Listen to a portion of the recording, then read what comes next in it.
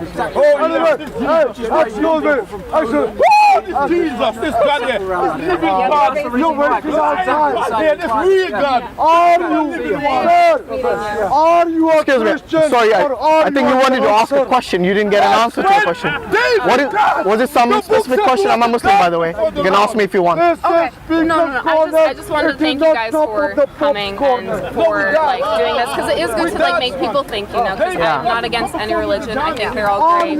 I just don't appreciate how he's bashing on the Christians. He's really emphasizing on the amount of books, and that's not what matters. It's the content, not the context. You know what I mean? So I don't really appreciate how he's doing that, how he's not listening. I think what he's doing is a great cause, and I just wanted to shake his hand and thank him for doing this. I mean, it's not about, obviously, I mean, I don't know if is this your first time in Speaker's Corner? We're from America, so yeah. Yeah, I realize that. It's your first time. Because there are many people who come here. There are Muslims who come here, and there are Christians who come here. There's a lot of bashing about religions here. So it's not only one person doing it. I mean, because I think because of the way, because of the weather, that's why you see only one person. Normally it's like quite crowded here. No. Yeah. But what do you think of what he said with regards to Jesus being a man and not God? What is your view with regards to that? So we see it as in order for like God to show us like the suffering and whatnot that he go through. He went through the stages of the cross. Like he knew when he was a teenager that that's what he was going to be doing. Right. He knew that that's what his like ultimate goal was to do, is to show us like the good like way to live and like all the suffering, what he's willing to do for us. As God in heaven, he can't do that, like because there are people that only will believe by Sorry, God in heaven can't do. So you're saying God in heaven doesn't know the suffering on the earth? No, he knows the suffering. We don't. Like we don't understand the suffering he's willing to go through for us. No, but why is that necessary? Why is it necessary for God to go through suffering? Because in order to understand us, he knows us, right? For sure, but he's trying to reach out to those that were straying so far from like him. So that's what he was doing, is he was like reaching out to those of us that like, you know, and to save like our sins. But isn't that what exactly what the prophets did? For example, Moses, David, Abraham, all those prophets who came before, didn't they do that? Didn't they try to reach out to the poor, to the one who were oppressed, to the one who were in need of salvation? Yes, they so did. And so did our saints, because as a Catholic we believe in saints. Oh, you're a Catholic, okay. Yes, I'm a Catholic. Right. So I mean, obviously nothing negative, because I know majority of the Christians are Catholics, so I do recognize that as a mainstream Christianity. But what I'm saying is that what I don't understand is why does God need to suffer in order for humanity to be saved? That's what I don't understand. Because you see the Abrahamic faith, there's like three faiths here: Christianity, Judaism, Islam. Judaism and Islam do not believe that God becomes a man, or he suffers, or anything, basically any other weakness that human beings have. For example, there's a clear verse in the Bible which says that God is immortal. Now, if God is immortal, and then you say Jesus is God, there's some sort of a contradiction here, because one died and the other didn't. Right, but so we believe in like life everlasting, of course. So like when you can go to heaven and then you live there forever. So what he did is he came down to earth. Granted, I'm not a professional, obviously, in this. I'm just a Catholic person that's trying to. No, that's fine. I mean, I want to know the reasoning behind your faith. And to save our sin, but the thing is he's a very loving God, and I don't know that much about like your guys' gods. I'm gonna be honest, I don't. I wish I did, and I think like it's. No, he's loving. Obviously, God is loving, but God is also just. Oh, he is just. So just because he's loving doesn't mean that everyone gets to go to heaven. That's why we have. So Catholics believe when he, up to the point before Jesus was here, if you did mortal sins, you went straight to hell. There was no. Really? There was no confession or anything like that. So you don't believe there was forgiveness before?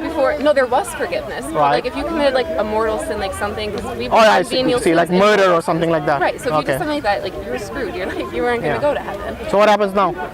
Now, let's say you do a mortal sin, right, or even a venial sin. We go to confession as Catholics, and what that is it's just like you being forgiven. Where most Christians believe, like if you, no matter what sin you do, as long as like you like believe in like God, like you can still go to heaven. Where we as Catholics believe, you have to go through that humility and like through that process of like talking to God Himself, like through like the church and being like, okay, the confession, so confession. So you're saying if somebody murders, you can just confess for it and you go scot-free? No. How does it work? So, I mean, you have to change as a person too. It's not just you go to confession and like boom, like you're good to go. You know, before there was like death penalty for somebody who murdered.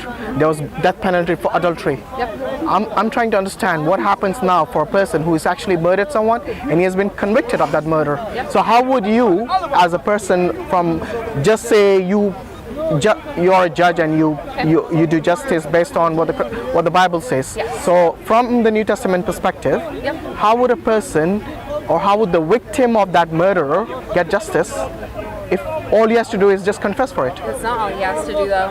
So you confessing is just a step. It's just a step saying like, hey, yes, I'm heartfully sorry. Obviously, I'm sorry enough that like He's repenting, I'm coming basically, here. yeah. Yes, I'm repenting and I'm Yeah. doing it in a humility way, you know? Right. So there's that. But you actually have to change as a person. Like the thing No, is what about the simple. justice part? The justice for the victim. Honestly, the suffering of trying to become a better person. If you murdered someone, there's obviously something going on wrong with you, or if like you repetitively do. Well, you're a criminal, aren't you?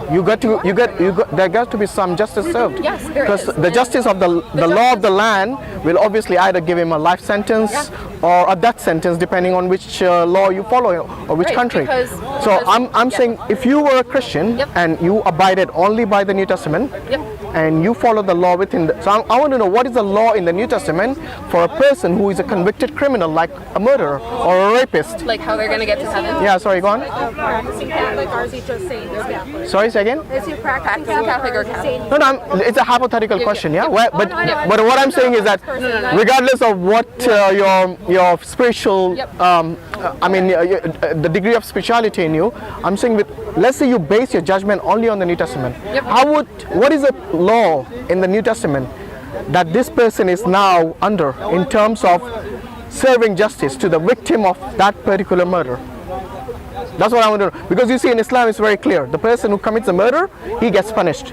And he doesn't just confess. Obviously, he has to be repentant, but then he also has to go through the punishment.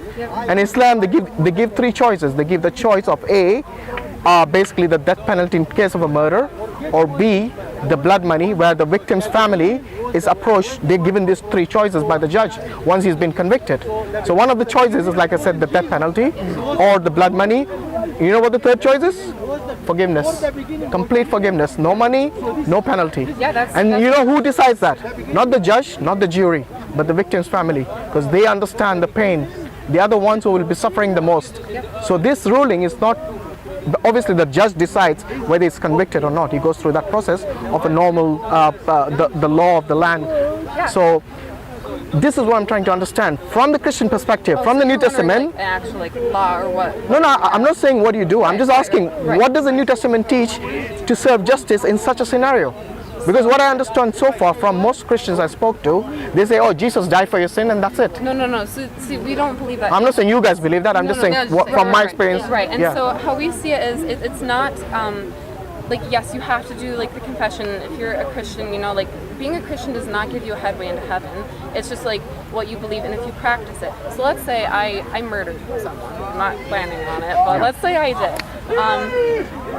Me going to confession would be the step, like me telling God, like, so yeah, that's step which one. You understand. Yeah. And then the next step, but the thing is like the priest can't like go out and tell everyone that. Like they are told like, you cannot share anyone's sin. It's between you and God, and you have the choice of being behind a scrim. So it's confident, like, you know, so like you don't have, they don't have to know who you are. And so when you do that, that's like you talking to God, and then you just going through like the church and like that blessing is how we see it. Now it's up to you. You can redo that. Like I decide to murder someone else again. Like, why did I go to confession? Obviously, I wasn't heartily sorry for it.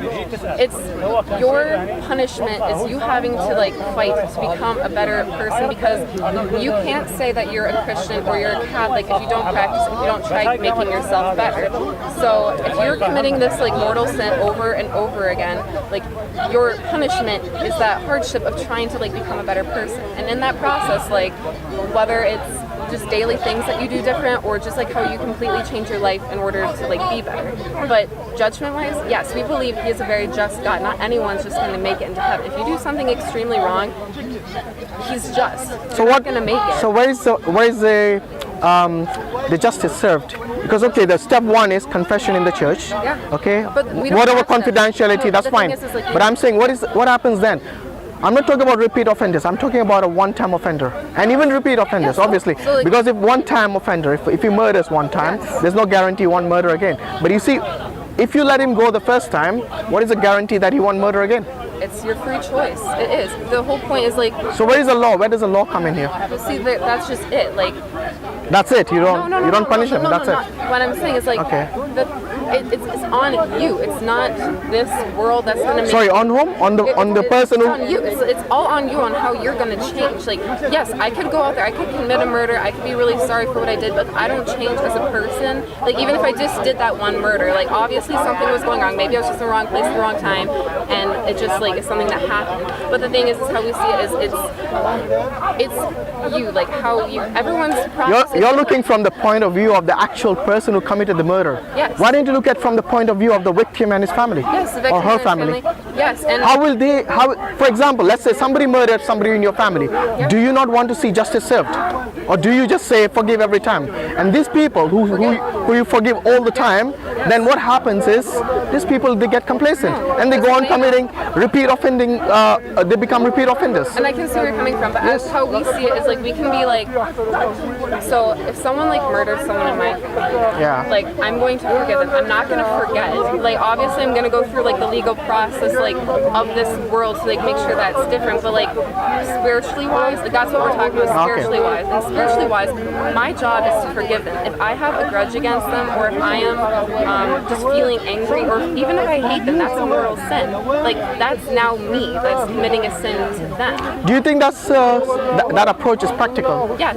So imagine a person like Hitler comes and attacks your country. Yeah. What do? Just sit by and say you're forgiven? No. Then what do? I can make. You're going to fight him back?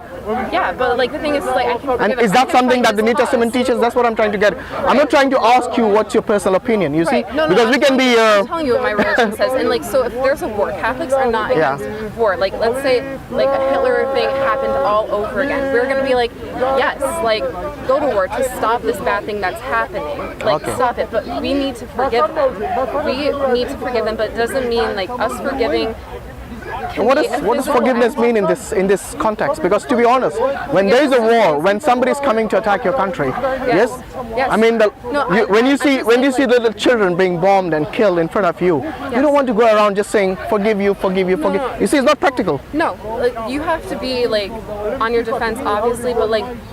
So a lot of Christians are being like persecuted in other countries right now. Yeah. And as our job, like I don't hate that religion that's doing it because I know it's not the religion that's practicing it. It's just like radicals. That's all it is. It's just radicals. And you got radicals on both sides. Exactly. You have For example, you must have heard of the ISIS. Yes. You know who are the main victims? The Muslims. Exactly. Like they're attacking the. So the Muslims are the majority of the victims are the Muslims. Exactly. But you see, we are not talking about fringe groups. That's the reason I went to the Bible. I want to know from the Bible's perspective, from the New Testament's perspective. I do not see a clear law stated as to what happens to a murderer. Because I remember this passage about this woman who had committed adultery or something, and the Jews were going to stone her, and Jesus says something like, the one who did not commit a sin shall cast the first stone. So this is completely opposite to what was happening in the Old Testament. So that's not showing you the whole story. That's just a phrase. Right. If you kept reading what it goes on basically saying is that Jesus was like, whoever has not committed a sin, cast the first stone. Meaning like, you guys are all sinners. They all dropped their stones and they walked away. They didn't stone her because they have all committed a sin. Jesus is saying like, we have all sinned, and we have. And so like, it is for us not to judge. We are not supposed to judge her because of her sin, because you have sinned too. A sin is a sin. Yes, there are some that are worse than others, but in God's eye, every sin is hurting him. So me murdering someone, yeah, it's obviously. But didn't God? Sorry to cut you off, but didn't God make that law to stone to death anyway? That was an old one. When Jesus, that's what I was trying to tell him. Wasn't Jesus God in the Old Testament? Yes, but when so he made the law. When Jesus came, but then later on, times changed. The thing is like times changed. Religion stays the same, but like, so yes, back then stoning someone for a sin like that was big. But then when Jesus came, that's when like confession was available. He's the one that started like Catholicism, because before then, as I said, like the Jews believed like if you committed a major sin, like you were going to hell. Now did Jesus recognize the Old Testament laws? Did he recognize it? Yes, he recognized. So when he said that, obviously during that he recognized the process of where they stoned the adulteress, I mean, he said that whoever has sinned shall cast the first stone. If the law was, I think He said whoever's not he did not say the law is no more now. You cannot stone anymore. You see what I mean? He's still acknowledging that the law is existing, but there's a condition now, and the condition is you got to be sinless somehow. I don't know. That's what it implies over there. But the question arises: Jesus was sinless. Why did he not abide by the law of God? But he did. He didn't. He didn't stone her. He said, "You are free to go." No, he At said the end, whoever who has not sinned. yeah, The not sin. which includes him. He's without sin. But Do you not agree that he's without sin? Oh, he is without sin. So if he's But without he sin- but he chose not to stone her because the stoning was not like that was something that the Jews were doing. But he was No, it was God's law. That's why they were doing it. It wasn't just because the Jews felt like stoning people who are It was adulterous. God's law. But that's just that's what I'm saying. It's like the Jews are the Jews were supposed to like become like Catholic. Like a lot of them did. All of the Catholics like the Catholics original came Catholic- way back. I mean, way afterwards. Not okay. Anyway, that's a different. That's a different story. No, But, like when Catholicism started was when Jesus came and he did the Last Supper. The Last Supper, that was the beginning mass. That was the Okay. first mass, and from then that's when that's when Peter like started putting into practice, and that's when he started doing his spring work. you know, there's actually a passage where Jesus, where Jesus it's in Matthew 15, I believe, the very beginning, where Jesus rebukes these Jewish people who are mocking his disciples. They say that, look at your disciples, I'm paraphrasing, who do not even wash their hands before eating or something like that. And Jesus tells them that, why do you, for the sake of your tradition, he's telling the Jewish, I think it was the Pharisees he was speaking to, why do you, for the sake of your tradition, do not abide by the law of God? And the law of God was, anyone who curses their mother or father shall be put to death. Now you see, this is an Old Testament law, and Jesus here is trying to basically rebuke them for stopping or not practicing that particular law of God. Okay. So So the law of God, or the Old Testament law, was something that Jesus is now telling them that why do you not perform according to what God has told you to do? Anyone who curses a mother or father shall be put to death. This is Jesus' word in Matthew 15. Now I'm asking, I mean, if the Old Testament laws were no more applicable, why is Jesus now rebuking them for not following it? Because This is like 1400 years after Moses. Yes. 1400 years, so yeah. in the Old Testament, from what I understand and what I've been told and taught. Oh, sorry, this is in Matthew. This is in the New Testament, by the way. Yes, I'm saying, but in the Old Testament, it was a lot stricter. It was a lot stricter, and there was like a reason behind that. It was just to get like people on the straight and narrow, and like this is like how it is. But then people started straying and going all over the place, and what really needed to happen in the New Testament when Jesus came is there just needed to be like more. Sorry, I can barely hear you. Is it okay we move a bit here? Yes. So Sorry guys. We're just moving a bit here because I can barely hear what I don't want to. We should probably go.